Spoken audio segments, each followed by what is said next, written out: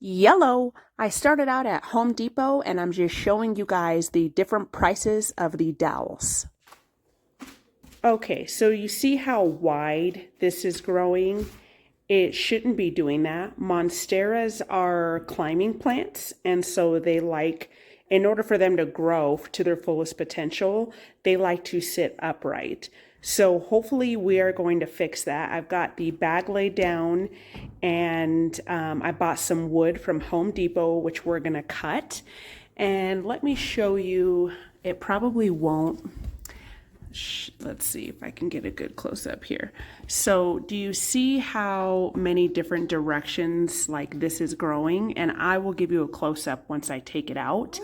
Where you see like the roots is the back of the plant. So most of the time where the roots are is going to be the back, and that's where you want your pole. Oh, this thing's gonna fall. Sorry guys. That's where you want your pole to sit in the pot. You want the back of the plant to sit, to be wrapped around the pole so that the front can flourish. So I'm gonna go ahead and get this plant taken apart. So I am grabbing the plant here and I am taking it out of its pot. And I noticed right away that there was a little bit of water that was still at the bottom of the pot, which was okay.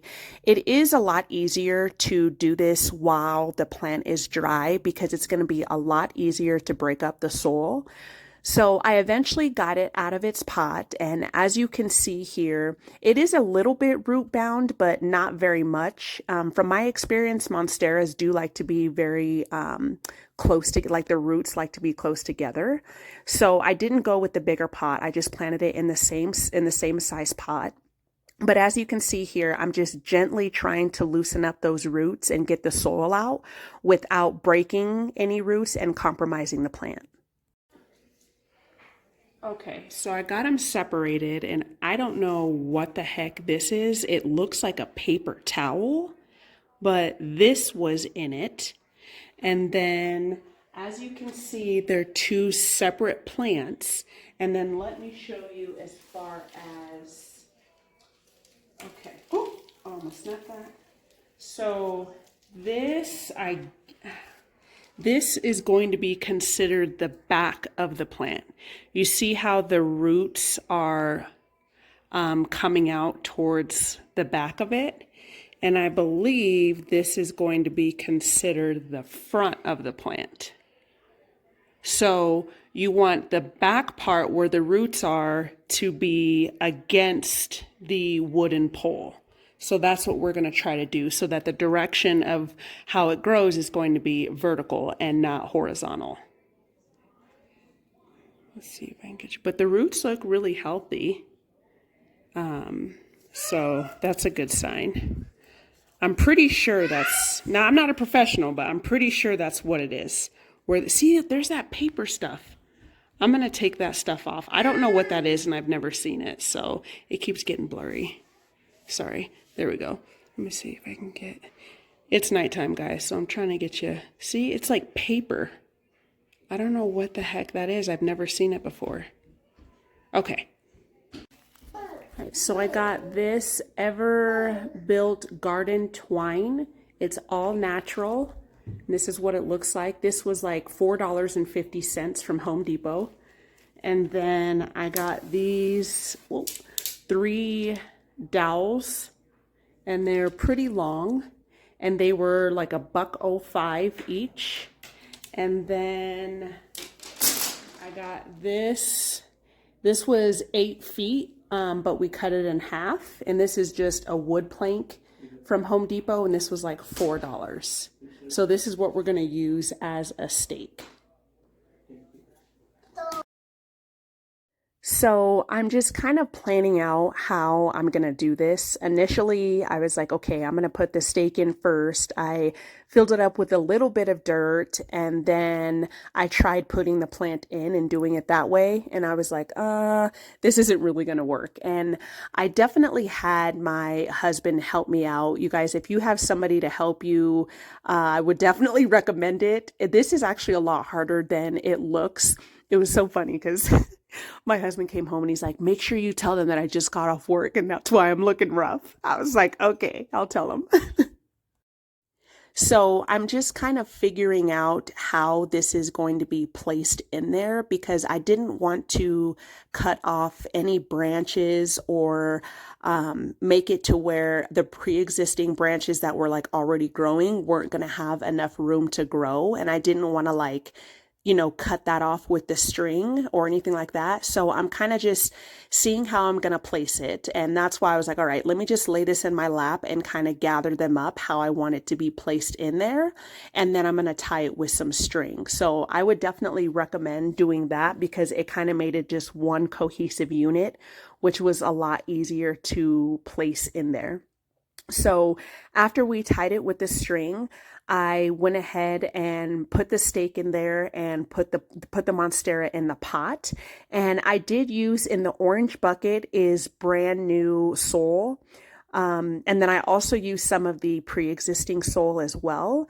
And you can do either one. I mean, use what you got is how I say it. I know that there's people that say, you know, when you plant it, you know, you're supposed to use brand new soil, whatever. I've done it both ways and I've had plants that have thrived both ways. So if you want to reuse the soil that you already had, I mean, I don't see anything wrong with that.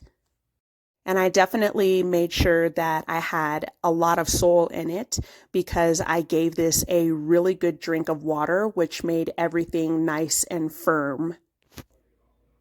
So here is the second Monstera, and I'm not gonna lie, you guys, I'm kind of scared. I hope that I'm not like killing these plants by doing this, but see how the roots, this one's kind of, I wonder if we could just stick a, what's it called in here, but no, we're gonna have to take it out, I think, too. Jesus, take the wheel. So for this one, when I took it out, I didn't really break this one apart as much. As you can see, I'm just like turning it because the roots on this one were pretty much in the same direction. So it didn't really require me to get everything all the way out.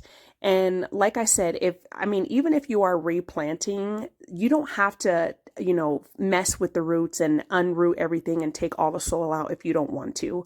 I have planted it like just literally taken a plant out and put it in a bigger pot and just filled it up with soil that way. And that has worked well for me as well. So, I mean, it's definitely your preference, but like I said, I did take out a lot of the soil, but not nearly as much. As you can see, it was pretty much still together. And this one was a lot easier because it wasn't as, I want to say, kind of jacked up as the other one. You know, the first one was a lot more spread apart. It was a lot more horizontal, and the leaf directions were going like 4 or 5 different directions. So it wasn't as difficult. Okay, so this one was actually a lot easier than the other one. As you can see, we've got it tied onto the pole. This is what it's looking like. Okay. It is the next day, and this is what we are looking like. It looks so much better and so much more put together. And I'm really loving it. Not nearly, it doesn't look wild and crazy anymore. And I'm gonna just show you. So I tied it a couple times here. And I made sure to go back and look to make sure that, let me see if I can, like, you know, so that it's not so tight. See, there's still wiggle room in there to where like it's going to hurt the plant or make a mark. So I got this lower one here tied together. I'm really liking the string too because you can't even tell. This looks so nice. I'm really liking it. I'm just hoping that it won't die. And, you know, and here is the other one. So pretty and so full. Look at that. I am loving it. Now this one, I did recheck both of them. I tied this one a little bit tight. We tied it a little bit tight last night. As you can see right here, it is, see how it's kind of bent? I'm like, oh no. So you can see right there the marking from the string. Definitely make sure that your string isn't like so tight to where it's going to hurt the plant. I'm hoping that it's still going to be okay, but yeah, definitely loosened up the strings. And here's what it's kind of looking like from the back. I'll try and show you. I redid all of these, like I said, to make sure that it wasn't, you know, so tight to where it was going to compromise the plant at all. But that's what the bottom is looking like. And yeah, there we go. I did do a couple of others. I staked a couple of others last night as well. And those were smaller plants, so I didn't really record that. But yeah, I hope you have a great week, you guys. Thanks so much for watching. See ya.